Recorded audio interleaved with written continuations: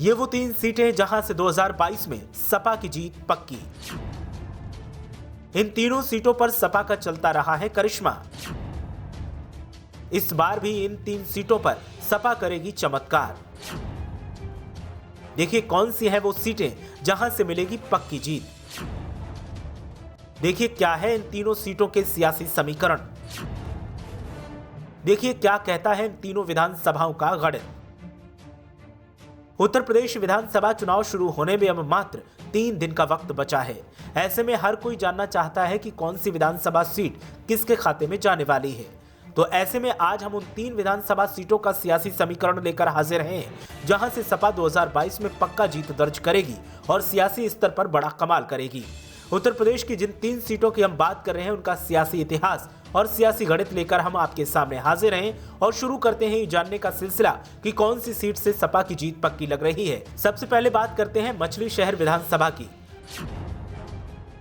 जौनपुर की मछली शहर सुरक्षित सीट से सपा की जीत पक्की मानी जा रही है। इस विधानसभा सीट पर बीजेपी का खाता अब तक नहीं खुला है। 10 साल से सपा नेता और पूर्व मंत्री जगदीश सोनकर विधायक हैं। 2008 के परसीमन के बाद मछली शहर सीट अनुसूचित जाति के लिए आरक्षित कर दी गई। इसके बाद जगदीश सोनकर शाहगंज सीट को छोड़कर 2022 में यहां आ गए थे। मछली शहर सीट अब तक बीजेपी के लिए अबूझ पहेली बनी हुई है। राम लहर और मोदी लहर में भी यहां बीजेपी का खाता नहीं खुल सका। मछली शहर में पहला विधानसभा का चुनाव 1957 में हुआ था। 80 के दशक तक यहां कांग्रेस का दबदबा हुआ करता था। आपातकाल के बाद हुए 1977 के चुनाव में भी कांग्रेस यहां से नहीं हारी थी। 1989 में इस सीट को जनता दल के ज्वाला प्रसाद यादव ने कांग्रेस से छीन लिया था। इसके बाद ज्वाला प्रसाद यादव ने इस सीट से लगातार 4 बार चुनाव जीता। 3 बार ज्वाला प्रसाद यादव जनता दल के ही टिकट पर चुनाव लड़े। 1996 में ज्वाला प्रसाद यादव समाजवादी पार्टी के टिकट पर विधानसभा पहुंचे। 2002 और 2007 में यहां बीएसपी की सोशल इंजीनियरिंग का कमाल दिखा। विनोद कुमार सिंह और सुभाष पांडे बीएसपी के टिकट से चुनाव जीतकर विधायक बने थे। 2012 में मछली शहर विधानसभा सीट पर फिर सपा का कब्जा हो गया। मछली शहर विधानसभा सीट पर करीब 3,70,000 मतदाता हैं।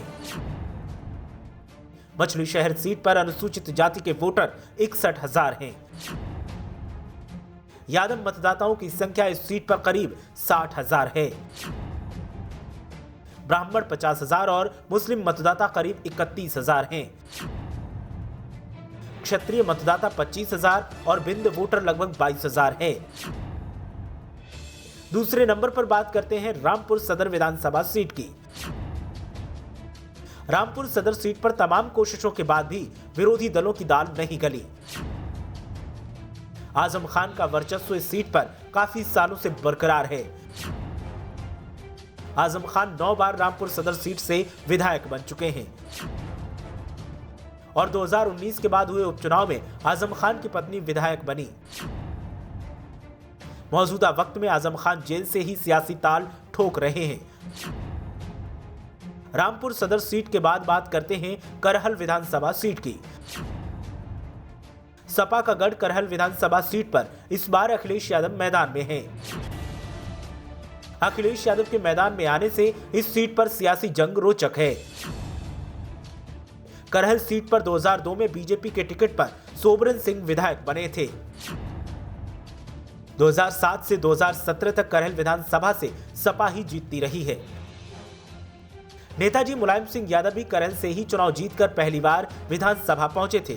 ऐसे में अब अखिलेश यादव के मैदान में होने से करहल सीट से सियासी जंग और रोचक दिखाई दे रही है। तो जौनपुर की मछली शहर, रामपुर सदर विधानसभा और करहल विधानसभा सीट से सपा की जीत इस बार विधानसभा चुनाव में पक्की मानी जा रही है।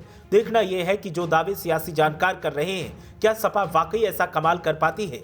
ब्यूरो रिपोर्ट, मीडिया हलचल।